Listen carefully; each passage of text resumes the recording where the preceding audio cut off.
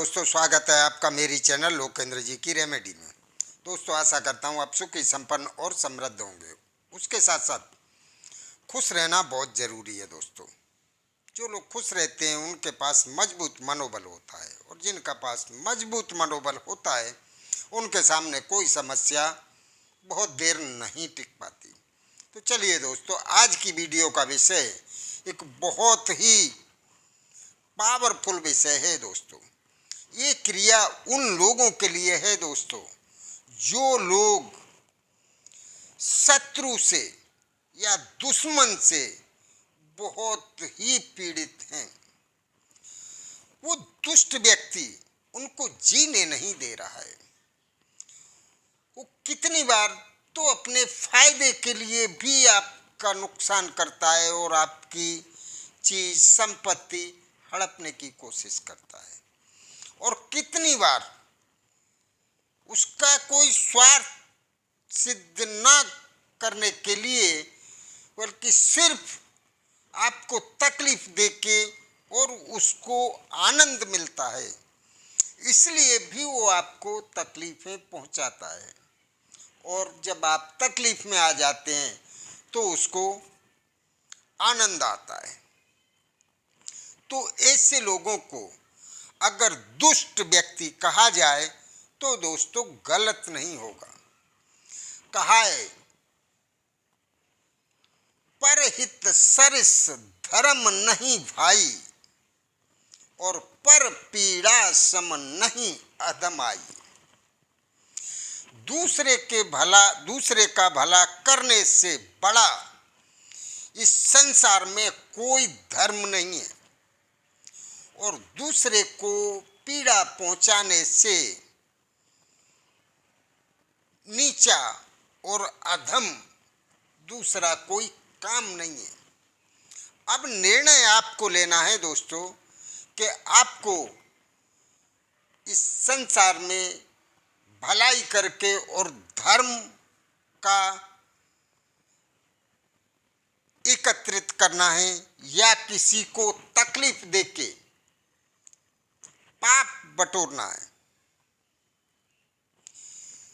तो दोस्तों, जब कोई व्यक्ति ये भूल जाए या इंसानियत भूल जाए और वो लोगों को पीड़ा ही पहुंचाने लग जाए, तो ऐसे व्यक्ति को दुष्ट कहा जाता है। और दुष्ट व्यक्ति को तकलीफ देना कोई पाप नहीं है। एक दुष्ट व्यक्ति को मारने से 100 अच्छे लोग अगर बच जाते हैं तो उसको धर्म कहा जाता है। और ये काम भगवान ने भी किया है, राक्षसों को मार के। तो ये जो दुष्ट व्यक्ति हैं, ये उसी कैटेगरी में आते हैं दोस्तों। तो इनका अंत जरूरी है।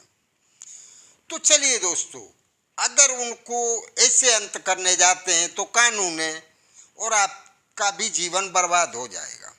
इससे अच्छा तो हम किसी ऐसे उपाय का सहारा लें कि जिससे अपने सेफ भी बच जाएं और वो दुष्ट व्यक्ति की ताकत खत्म हो जाए। और जब उसकी ताकत खत्म हो जाएगी तो वो किसी को तकलीफ देने के लायक बचेगा ही नहीं, वो अपने आप नष्ट हो जाएगा। तो चलिए दोस्तों, ये शुरू करने से पहले मैं आपको निवेदन करूंगा, मेरी चैनल की मुलाकात जो भी पहली बार ले रहे हैं, चैनल को सब्सक्राइब अवश्य कर लें। उसके साथ साथ बेल आइकन दबाना ना भूलें, जिससे मेरी आने वाली वीडियो आसानी से आपको प्राप्त हो सके। तो चलिए दोस्तों, आपको करना क्या है, आपको गिन के 5 मेथी के दाने ले लेने हैं। जो हरी मेथी अपने भाजी बनाते हैं, उसके पक जाने पे उसके दाने जो हम अपने किचन में सब्जी या मसाले के रूप में यूज करते हैं, अचार बनाते हैं, उसमें भी मेथी का उपयोग होता है। तो उसके साफ सुथरे और साबुत दाने, टूटा नहीं होना चाहिए, आपको 5 दाने ले लेने हैं। काहे के? मेथी के। मेथी दोस्तों कड़वी होती है। 5 दाने मेथी के लेने के बाद आपको एक कागज की पुड़िया में उनको रख लेना है। क्या करना है? कागज की पुड़िया में आपको रख लेना है वो, और आप 2 अगरबत्ती लेके जाएं साथ में। 5 मेथी के दाने कागज की पुड़िया में रख के और 2 अगरबत्ती और माचिस लेके जाएं आप। और आपको क्या करना है? निर्जन स्थान में जाना है दोस्तों। निर्जन स्थान का मतलब ये नहीं है कि आपको जंगल में ही जाना है। आप जिस गांव में रहते हैं, जिस शहर में रहते हैं, जिस कस्बा में रहते हैं, वहाँ आसपास कोई निर्जन विस्तार होता है जहाँ लोग ज़्यादातर नहीं जाते। ऐसी जगह पे जाना है और वहाँ आपको इसी जगह देख लें और वहाँ ये मेथी के दाने जिस पुड़िया में आपने रखे हैं वो जमीन पे रख के, और उस जिस कागज की पुड़िया में मेथी के दाने हैं उस कागज की पुड़िया को आपको सबसे पहले अगरबत्ती लगा दें। अगरबत्ती लगा के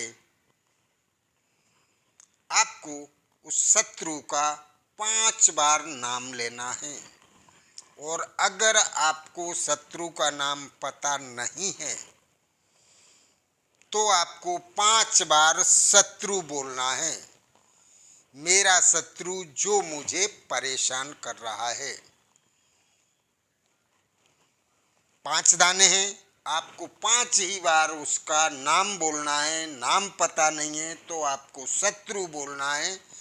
और ये बोलने के बाद उस पुड़िया को आपको आग लगा देनी है। जब पुड़िया पूरी तरह जल जाए और मेथी के दाने भी जल जाएं, उसके बाद आपको वहाँ से पीछे देखे बिना वापस घर चले जाना है। दोस्तों समझ लीजिए कि आपका उस दुष्ट व्यक्ति या वो शत्रु से आपको छुटकारा मिल गया। जैसे जैसे दिन निकलते जाएंगे वो सब कुछ अपना खोते चला जाएगा। उसको पता ही नहीं चलेगा कि उसके साथ क्या हो गया। जिस ताकत के घमंड में आके वो ये दुराचार कर रहा था, धीरे धीरे उसकी वो ताकत छीन होते चली जाएगी और उसके पास कुछ भी नहीं बचेगा। वो मौत मांगेगा और उसको वो मौत भी नसीब नहीं होगी दोस्तों। वो किसी लायक नहीं बचेगा। और ये क्रिया कोई भी कर सकता है, पुरुष भी कर सकता है, स्त्री भी कर सकती है, कोई भी कर सकता है। जो पीड़ित है वो गलत उद्देश्य की पूर्ति के लिए, मैंने पहले भी कहा है, ये क्रिया नहीं करनी। और दोस्तों इसके साथ साथ ये क्रिया पूरे श्रद्धा और विश्वास के साथ करनी है, क्योंकि ये कोई पूजा नहीं है, ये एक टोटका है दोस्तों। और ये टोटका खाली नहीं जाता है, बशर्ते आपके अंदर श्रद्धा और विश्वास भरपूर होना चाहिए, तो ही ये क्रिया सफलता आपको प्रदान करेगी। तो चलिए दोस्तों, ये क्रिया करने के लायक है, करते रहिए। इसको समझने में अगर आपको कहीं कोई असुविधा होती है तो पूछें अवश्य। नमस्कार।